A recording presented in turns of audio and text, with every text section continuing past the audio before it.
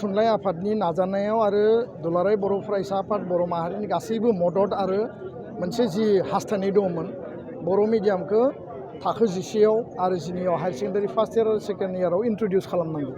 Introduce खालामनायनि थाखाय जोंनो सिलेबास नांगोन, बिजाब नांगोन आरो दिनै सिलेबासखौ थिक खालामनानै दिनै बिजाबखौ राव दानस्लायनानै बेखौ सेबखांनानै दिनै बेखेवनाय जाबाय। बे जोंनि मोनसे गोग्गानाय आरो मोनसे देरहासारनाय। दा बिनि थाखाय आङो बर' थुनलाइ आफादनि गासै टीमखौ आङो साबायखर बावदों। आसाम हायार सेकेन्डारि काउन्सिलनि चेयारमेन सेक्रेटारि गासिखौबो साबायखर बावदों। लोगोसेनो आसाम सरकारखौबो आङो धन्यबाद होदों।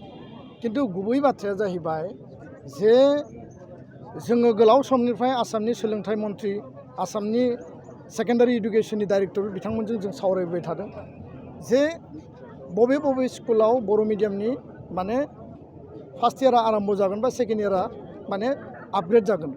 दा बे बाथ्राखौ लानानै आसामनि रायजो बेंगिरि बिथाङा नटिफिकेसन दिहुनदों जे आसामाव हायार सेकेन्डारि 11 आरो 12खौ इन्ट्रडिउस खालामनाय जासिगोन। खिन्थु जों जि दाबि होदोंमोन जे 50टा स्कुल बा 100टा स्कुलाव बर' मिडियामखौ आरम्भ खालामगोन, खिन्थु बिथांमोना दिनैबो बेखौ पाब्लिश खालामाखै, नटिफाइ खालामाखै।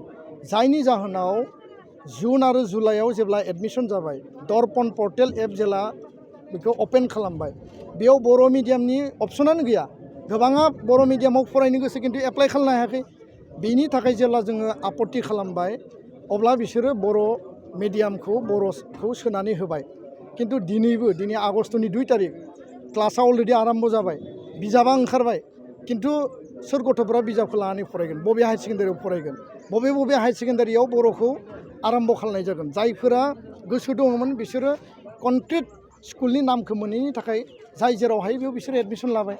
दा बेखौ लानानै जोङो सरकारखौ बुंदों जे गोख्रैनो 50टा स्कुल जि सोलोंथाइ मन्थ्रिया एबसु आरो साहित्य सभाजों रायज्लायनायाव जोंखौ कमिटमेन्ट होदोंमोन बे स्कुलनि नटिफिकेसनखौ फोसावनांगौ आरो बे स्कुलफोराव टिचार एपइन्टमेन्ट, पिजिटि टिचार एपइन्टमेन्ट, टेट एपइन्टमेन्ट बा जि लेभेलनि एपइन्टमेन्ट होनांगौ। होनायनि गेजेरजों इनफ्रास्ट्राक्चार डेभेलपमेन्ट खालामनानै बर' मिडियामखौ मोजाङै सालायनांगौ। नङाब्ला एसामिस मिडियाम स्कुल, बर' मिडियाम स्कुल बेयाव बबे स्कुलाव सोर फरायगोन बिनि थाखाय मोनसे आख' फाख'आव गोलैगोन। जायनि थाखाय 2021 आरो 22आव 2272 पस्ट पिजिटि टिचार माने एडभार्टाइज ओंखारनायनि उनाव सासेबो बर' मानसि बेयाव एपइन्टमेन्ट मोनाखै। बिनि थाखाय जोंखौ बन्सित खालामदों। गिबि मन्थ्रि आरो सोलोंथाइ मन्थ्रिया जोंनो प्रतिश्रुति होदोंमोन बर' मिडियामनि हायार सेकेन्डारि आपग्रेड खालामनानै 300-400 पस्ट क्रिएट खालामगोन आरो बेयाव बर' केन्डिडेटफ्रानो एडमिसन माने एपइन्टमेन्ट मोनगोन।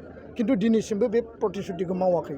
गुबुन मोनसे बाथ्राया जाहैबाय जे अम प्रकाश होननाय सासे अफिसारा आसामनि गासै माने स्कुलखौ GIS आरो GPS मेपिंनि गेजेरजों 1:30 जेराव दङ बे स्कुलाल' थांना थागोन, बिनि बिल'खौ मार्जार आरो एमालगेमेसन खालामनांगौ होनना बुंदों।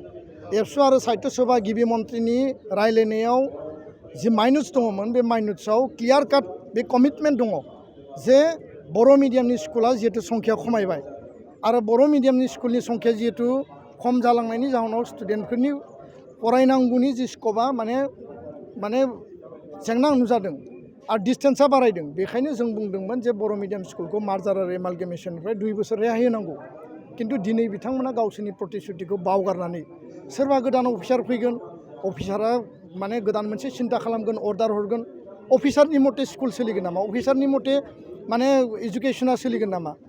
अफिसारा रायजो राजानि दल संगठननि हप्स एन्ड एसपिरेसन, मिडियामनि थांना थानायनि जातीय अस्तित्वनि थांना थानाय थामोनथा रैखाथिनि बाथ्राखौ नोजोर होनांगोन।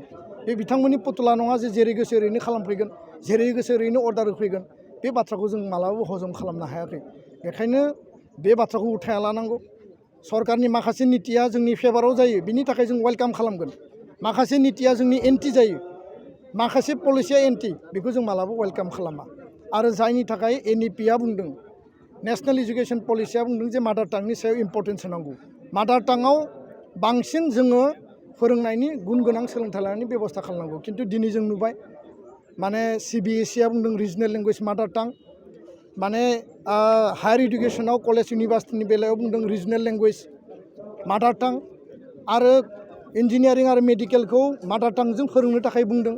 आसाम सरकारा मोनसे एन्टि डिसिसन लाबाय, NEP एन्टि मोनसे डिसिसन लानानै बिथांमोना इम्पज खालामदों जे इंलिस आरो मेथ्स क्लास 6आव इंराजि मिडियामाव फोरोंनांगौ जायनि थाखाय बर' मिडियामा बिराद गाज्रि मोनसे अबस्थायाव थांनायनि मोनसे पर्यायाव दिन थांगासिनो दङ जुलाइ दानाव गरम बन्द थांबाय आगष्टनिफ्राय दा आरम्भ जागोन इंराजियाव मेथ्स आरो साइन्सखौ फोरोंनांगौ आरो आनजादबो लिरनांगौ बे माबायदि सम्भब जायो जोङो इंराजि बिरोधि नङा जों इंराजि फरायना बुङाखै इंराजिखौ मोजाङै फोरों खिन्थु साबजेक्टखौ सोलायनानै नङा मेथ्स आरो साइन्सआव इम्पज खालामनाय नङा इंराजि साबजेक्टखौ फोरों ग्रामारखौ फोरों स्पकेन लेंगुवेज फोरों दा बे मोनसे जोंनि मिडियाम बिरोधि नीति आरो रिसेन्टलि जों नुबाय जे जोंखौ आसामाव दङ ना गैया हिसाबखौ लायो ना लाया जोंहा बिराद सन्देह दङ जों जेला आवाज दैखाङो आन्दलन खालामो बेयाव गणतान्त्रिक आवाज माने फैयो जे अब्ला आसाम सरकारा जों जे दङ जोंनि प्रेजेन्स आरो एक्सिस्टेन्सखौ बिथांमोना फिल खालामो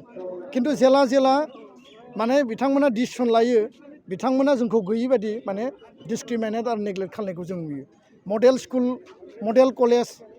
मडेल स्कुल नङा मडेल कलेज सारा आसामाव गायसनदों जों बुङाखै जे तिनसुकियाव बर' डिपार्टमेन्ट मिडियाम खुलिनांगौ जों बुङाखै जे शिबसागर जरहाटआव बर' डिपार्टमेन्ट बर' एमआइएलनि साबजेक्ट खुलिनांगौ जों बुंदों जे बिटिसि एरियायाव बर' माने जेराव इनहेबिटेड धेमाजि जानो हायो लखिमपुर जानो हायो सनितपुर बिश्वनाथ गवालपारा कार्बि आंलं जेरावबो जानो हायो जेराव बर' स्टुडेन्ट फरायो शिबसागर तिनसुकियानि बाथ्रा जों बुङाखै दिनै बाक्सायाव मडेल कलेज होदों राङापारायाव मडेल कलेज होदों जथेस्थ' स्टुडेन्टआ बे कलेजफ्राव फरायो खिन्थु बिथांमोना बैयाव एसामिस डिपार्टमेन्ट आरो साबजेक्टखौल' लाखिबाय बर'खौ लाखियाखै बे माबायदि मोनसे नीति जानो हायो बे माबायदि मोनसे माने फ्रेन्डलि पलिसि जानो हायो बिनि थाखाय जों आवाज दैखांगोन आरो बे बाथ्राखौ आं दिनै स्पष्ट बुंबाय सरकारनि कुनु मिडियाम बिरोधि बर' मिडियामनि इडुकेसन बिरोधि आसनिखौ जों वेलकाम खालाया जिकुनु पर्यायाव जोङो बिनि थाखाय आवाज दैखांगोन आरो जोङो सरकारजों फाइट खालामगोन गोजोन्थों